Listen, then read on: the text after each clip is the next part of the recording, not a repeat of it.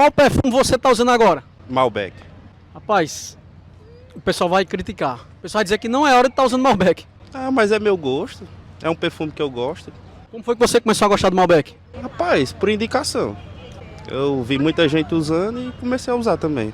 Sua esposa gosta de boa? Adora. Faz quanto tempo você usa?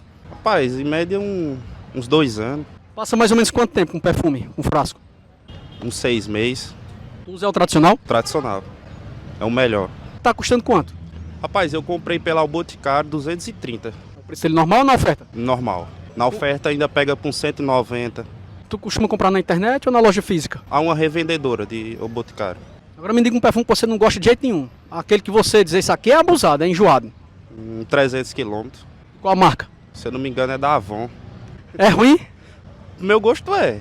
Não gosto muito não. Você fica a 300 km de distância dele. Pra mais.